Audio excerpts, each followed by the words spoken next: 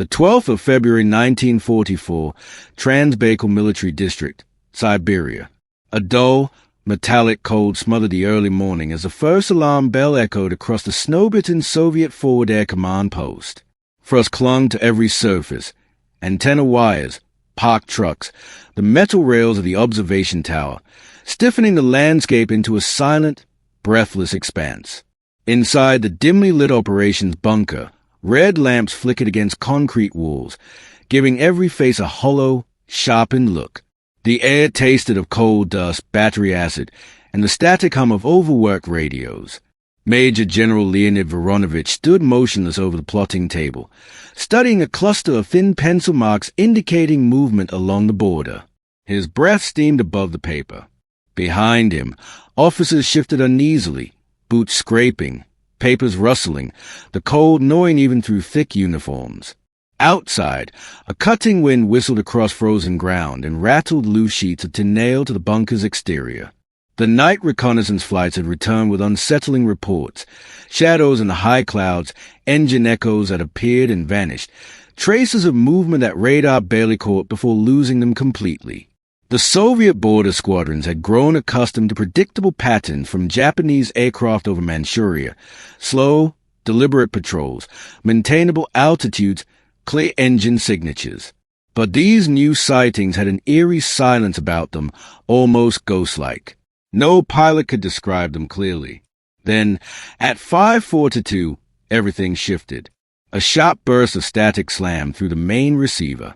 A controller leaned forward, twisting knobs with gloved fingers as a faint voice of a Soviet Yak-9 patrol pilot crackled into intelligibility. Contact.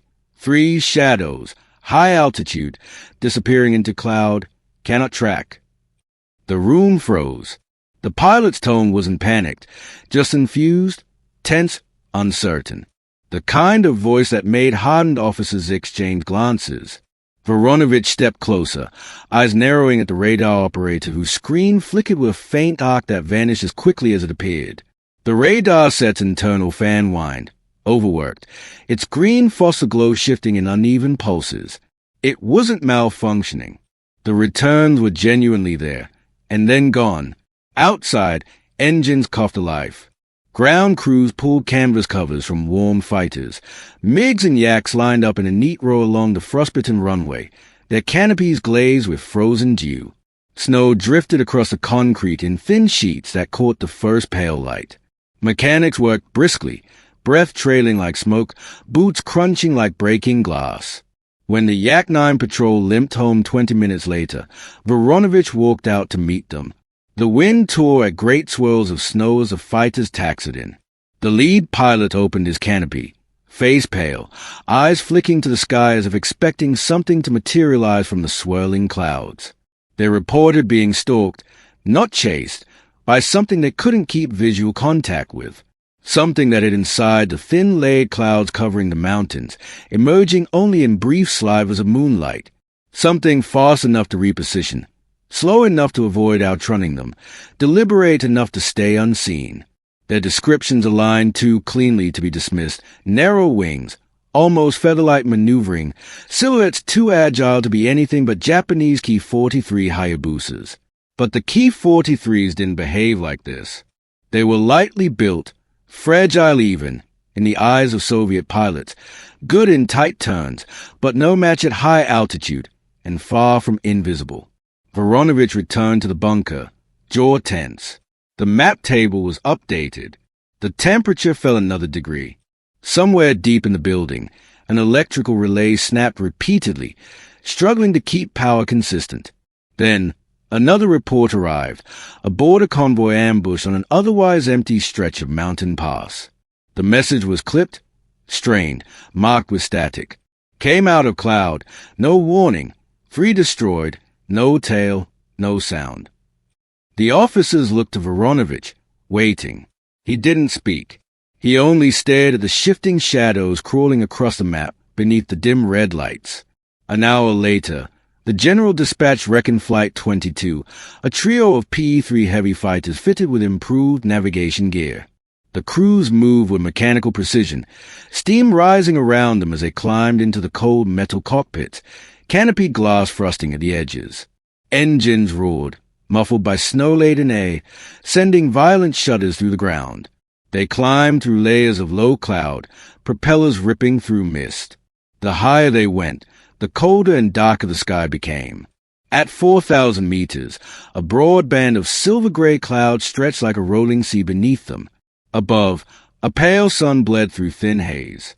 Then they saw it, a ripple in the clouds. Not wind, something cutting through from below. One of the P-3 gunners leaned into his canopy, eyes narrowing. A thin shape rose like a blade breaching water, sleek, narrow-winged, vanishing before any identification could lock in. The lead pilot called it in. Possible contact. Unconfirmed. Moving faster than expected. The shape reappeared, higher now, then gone again. The crew tightened their harnesses. Frost grew thicker on the canopy edges. Every vibration felt amplified, nerve-wracking, like the aircraft themselves sensed they were being watched. Minutes stretched. A sudden streak, fast, deliberate, cut across their left flank. The second P-3 jerked sideways, the pilot reacting instinctively, heart slamming against his ribs. No gunfire, no contrails, just the unsettling certainty that something had just passed close enough to feel through turbulence. The cloud layer below bulged. Then 3 silhouettes erupted upward in perfect synchronization, Ki-43s, their pale wings tipped with rising sunlight, rolling effortlessly into position. They didn't attack. They simply appeared, circled like predators assessing prey, and slid back into the clouds as if swallowed whole. The P-3 crews were left trembling, breaths ragged, engines rumbling unevenly as ice built on intake edges. When they returned, the report hit Soviet command like a hammer. Japanese fighters were no longer patrolling predictable routes. They were hiding in thin cloud veils like ghosts, emerging only when they chose, ambushing convoys and border posts with surgical precision before dissolving into vapor. Voronovich walked alone to the edge of the runway. The wind howled. Snow blew across his boots in swirling patterns. Far above, the sky looked empty, too empty. But he knew now that something was inside those clouds. Something watching. Something waiting. Something his pilots could not see until it was already too late. The wind pushed harder against the airfield as General Voronovich walked back toward the bunker, snow kicking up around his boots like drifting smoke. The runway lights flickered against the growing morning glare, thin halos trembling in the frigid air. Ground crews hurried to de-ice the returning P-3s, scraping frozen layers from metal skins that still vibrated faintly, not from engine cooling, but from the psychological weight of what they had just seen. The pilots avoided each other's eyes, each replaying the same impossible image, fighters rising from clouds like phantoms. Inside the bunker, the temperature seemed to drop with every new report. The air compressors thrummed in a slow, rhythmic pulse. Radios hissed intermittently. The entire place felt as though it were bracing for something unseen. When Voronovich entered, officers straightened instinctively, tension tightening the room's atmosphere like a wire stretched near breaking. At 9:10, another border observation post reported cloud anomalies, turbulent movement at low altitude, inconsistent with wind shear. The description was identical to what the P-3 crews had encountered. No visuals, no engine noise, just disturbance.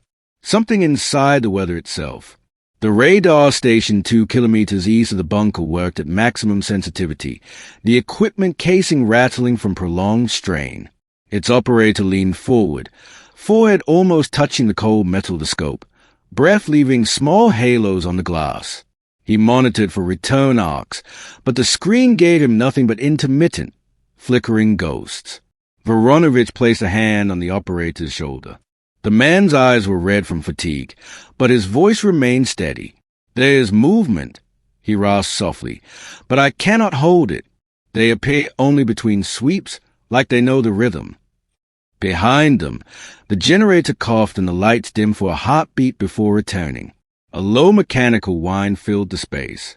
The bunker felt like it was sinking into the earth, swallowed by cold, static, and the slow pressure of unknown eyes watching from above. By noon, the sky over the district had thickened into a layered cage of low cloud and higher thin sheets drifting eastward.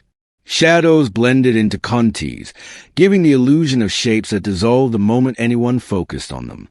Pilots preparing for the midday patrol checked every bolt and seam on their Yak-9s, each man whispering the same thought silently.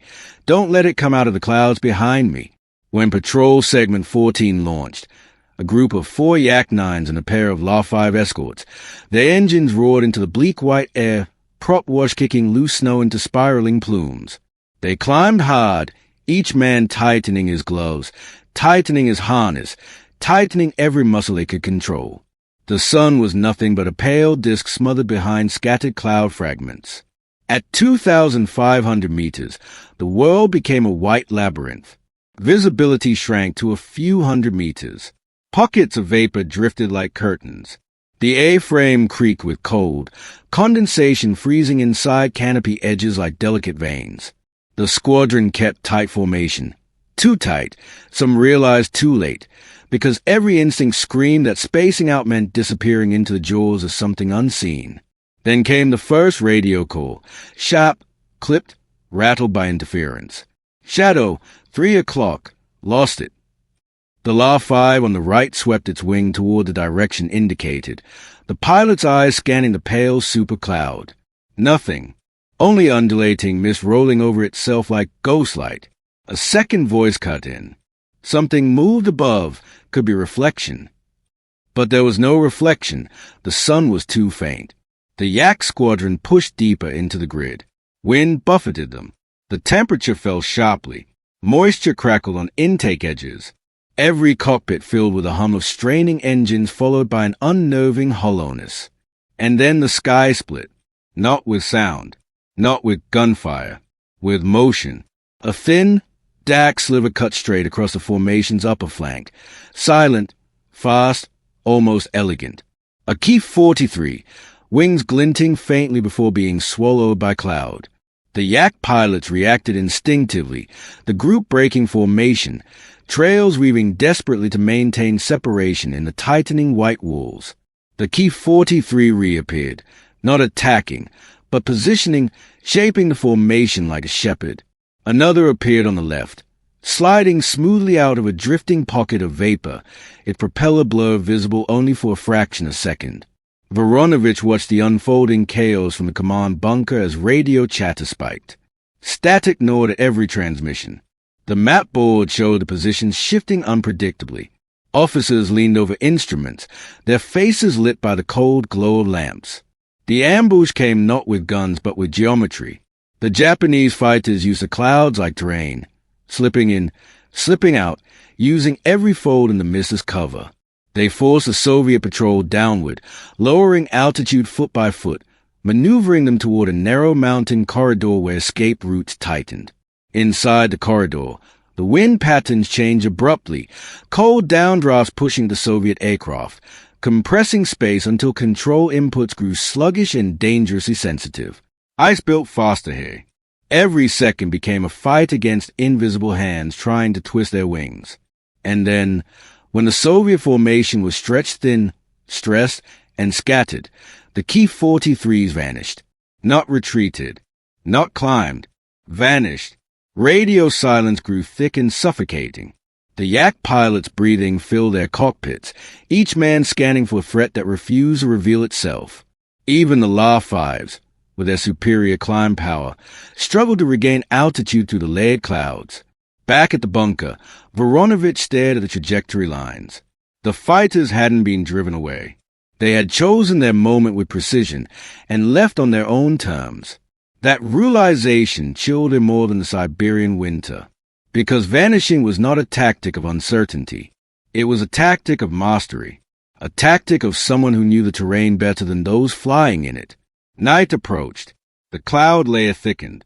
Wind screamed across the runway as the returning patrol limped home, shaken, exhausted, each canopy glazed with new ice. They reported no losses, but they reported something far worse. The enemy was controlling the sky without firing a shot.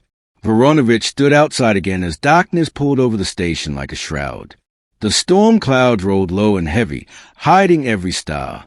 Snow drifted across the runway like static noise. He looked upward. The clouds were motionless.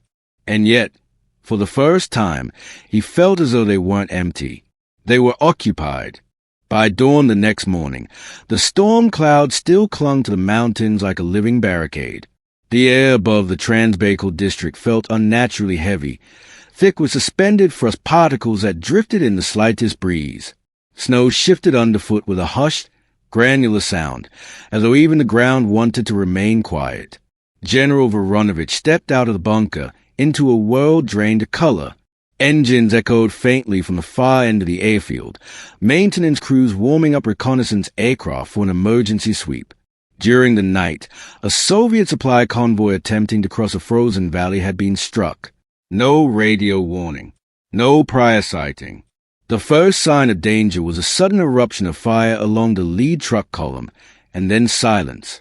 Survivors spoke of planes materializing from the clouds above the cliffs, diving with surgical precision, and vanishing again before a single Soviet aircraft could scramble. This time, losses were severe. Voronovich ordered an immediate retaliatory reconnaissance strike, one designed not to attack, but to force the elusive fighters into the open. He selected veteran crews familiar with mountain turbulence and thin air flying. Their aircraft, 2 Ki-43s and a trio of Yak-9s, taxied across the frosted runway with engines producing a deep, throbbing resonance that vibrated through the icy stillness.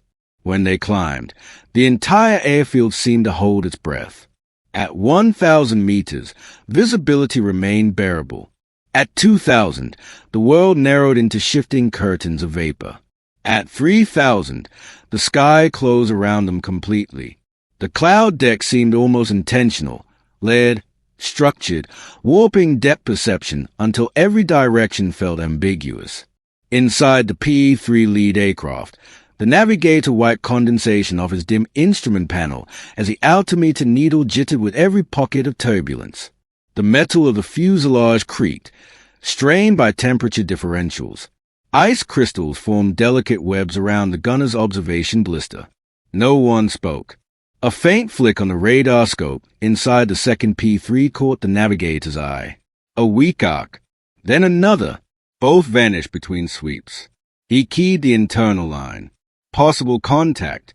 Bearing uncertain. But the mountains distorted everything. Sound, radar echoes, even wind. The Yak escort shifted position, flying slightly lower, trying to widen the detection envelope. Frost built on their wing roots. Their engines, normally smooth and confident, growled unevenly in the cold, oxygen-thin air. They knew the Ki-43s were close. The atmosphere felt pressurized, haunted, as though an unseen storm waited to break. Then the clouds around the formation changed. Not the wind, not natural turbulence. A movement, subtle but deliberate. The P-3 pilot tensed. His gloved fingers tightened on the control column. The Yak-9s adjusted, wings rocking in shallow banks.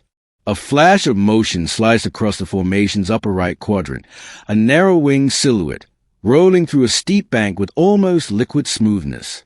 A Ki-43.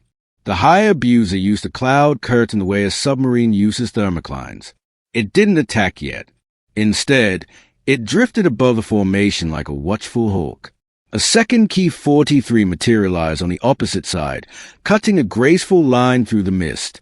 Their pale camouflage blended perfectly with the diffused cloud light, making them appear and disappear like shifting shadows. The Soviet formation tightened reflexively, too tight. Wings overlapped.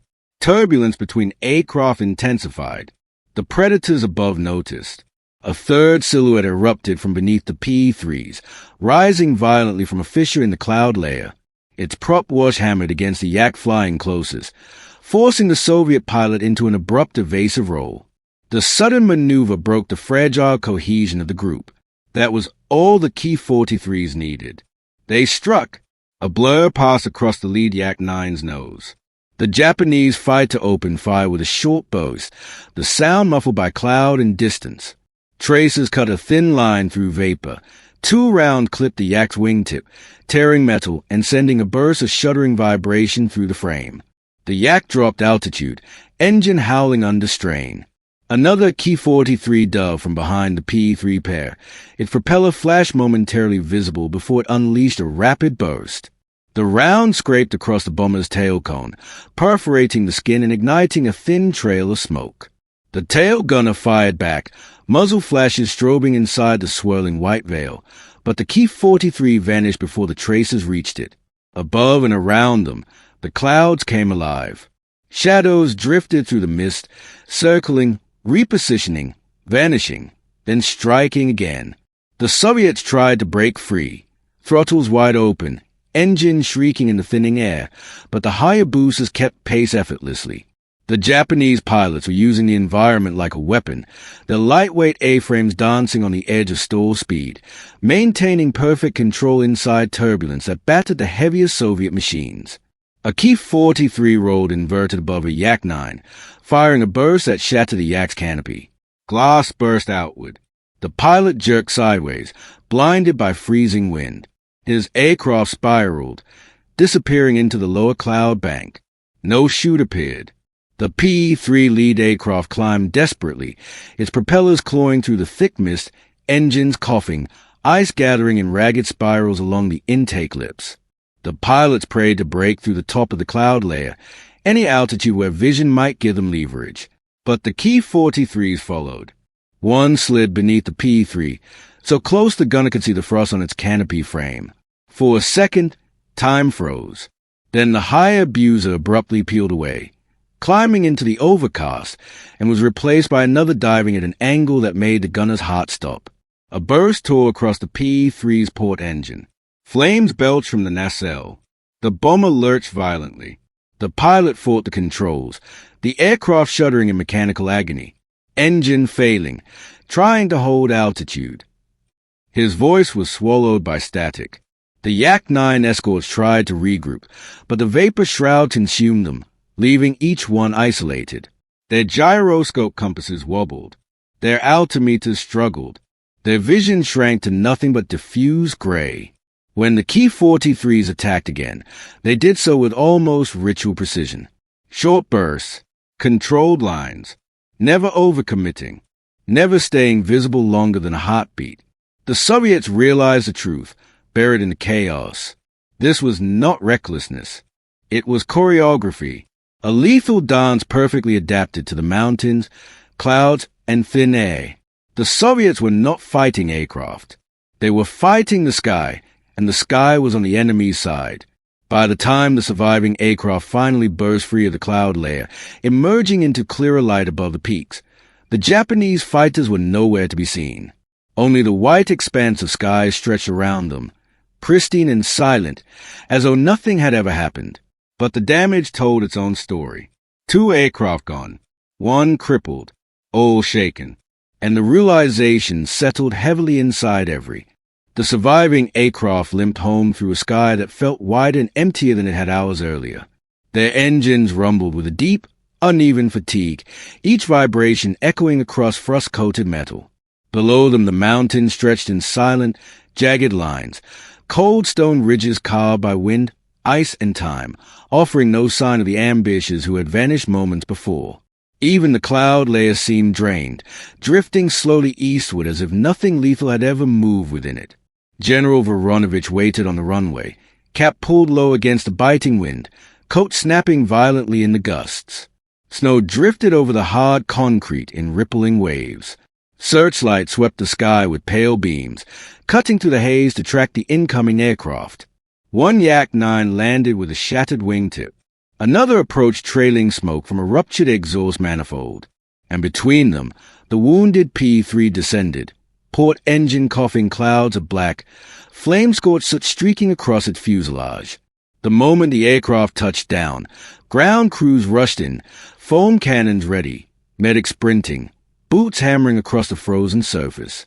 The P-3's wheels screeched, skidding slightly before stabilizing. When the canopy slid open, the crew inside looked hollow-eyed, their faces stiff with cold and shock. None spoke. They simply stared at the ground as if trying to convince themselves it was real. Voronovich walked to the shattered bomber. The wind roared around them, drowning out distant generator noise.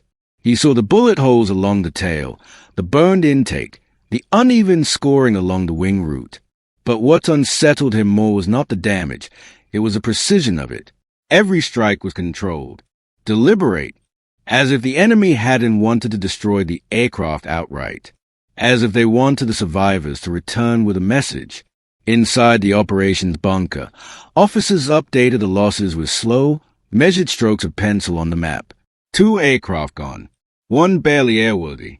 And across the border reports, identical patterns emerged. Convoys struck without warning, patrols forced down by unseen attackers, units ambushed along ridgelines and frozen valleys with no chance of radio for help. The Japanese fighters were not patrolling, they were hunting. Voronovich studied the map quietly.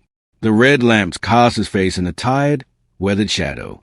He could see the route of the convoy ambushed the night before. He could see where the morning reconnaissance had vanished.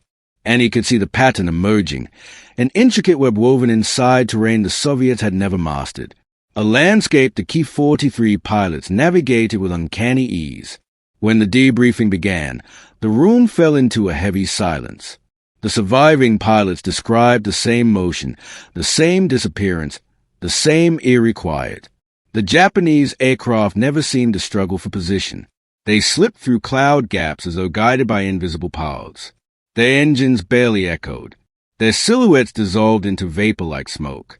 One pilot, voice hoarse, simply said, "They knew where we would be, before we knew ourselves." Weather reports confirmed their worst fear. Atmospheric currents in the region were unusually stable. Thin-layered cloud systems, minimal thermal disruption, steady crosswinds funneled by the mountains. Conditions perfect for lightweight fighters built for extreme maneuverability. Conditions perfect for ambush. Soviet analysts examined the wreckage, tracing bullet paths and impact angles. Every strike aligned with the Japanese doctrine of precision bursts. Fire once, vanish immediately, never remain long enough for retaliation. This was not reckless bravery. This was discipline refined through relentless combat in the jungles and skies of the South. But here, in the frozen North, it felt like something different, something sharper. Voronovich realized it as he stepped out of the bunker hours later. The Japanese pilots were using the cloud the way Soviet forces use forests and snow, not as concealment, but as home terrain. A dusk wind swept the airfield, shivering through antenna wires and rattling loose ice from the undercarriage of grounded fighters. Technicians worked with stiff, blue fingers to patch ruptured control lines, replace shattered glass, scrape thrust. A Yak-9 stood with its nose down, engine cowling removed, steam drifting upward from its still-warm cylinders. Nearby, a mechanic threw a torp over the burned P-3, its warped metal catching the last orange light of evening. Inside the bunker, reports from border stations began to pile up. Faint engine noise overheard near ridgelines. Degenerated radar contacts flickering across scopes. Snow patterns disturbed along elevated passes. Traces of footprints, but none followed a straight path. Always curved, always angled as though approaching from obscure directions. By nightfall, Voronovich stood alone near the observation platform. The mountains loomed as dark silhouettes. Faint moonlight pressed against the cloud deck above, illuminating shifting shapes that looked far too much like wings. The air felt charged, not electrically, but instinctively, like an invisible pressure bearing down from the sky. A single convoy, attempting a cautious night crossing under blackout conditions, radioed one last message before disappearing behind the western ridge. The transmission crackled with static, but the words were clear enough to chill the entire command staff. Clouds moving, not natural, hearing engines, but above, everywhere above. Silence swallowed the frequency. Voronovich listened with a tightening jaw as the wind carried the faint echo of snow sliding across distant cliffs. He knew that sending another flight into those conditions tonight would only add to the losses. And he knew the Japanese weren't simply testing defenses. They were shaping the battlefield, carving routes through the mountains that only they could navigate and weaponizing the weather in a way Soviet command could barely comprehend.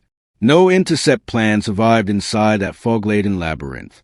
No radar solution held long enough to matter. And no pilot returned without the same haunted look, the realization that an invisible enemy waited inside the clouds, watching, calculating, mastering the sky itself. In the weeks that followed, Soviet strategy shifted. Reinforcements arrived. New patrol patterns were drawn. High-altitude flights were staggered to reduce vulnerability. But the memory lingered, the memory of aircraft that vanished into mist, only to reappear with deadly purpose. Historians later called it a minor front of the war, a footnote, a series of border skirmishes. But those who flew in that frozen corner of the world remembered it differently. To them, it was a silent war, a war fought inside cloud where sunlight barely reached, where fighters rose and vanished like specters, where terrain itself chose sides. And in the quiet aftermath, as a cold wind swept across abandoned outposts and darkened runways, one truth settled heavily over the Trans-Baikal frontier. Some enemies did not dominate by strength or numbers. Some dominated by disappearing, and letting the clouds finish the fight.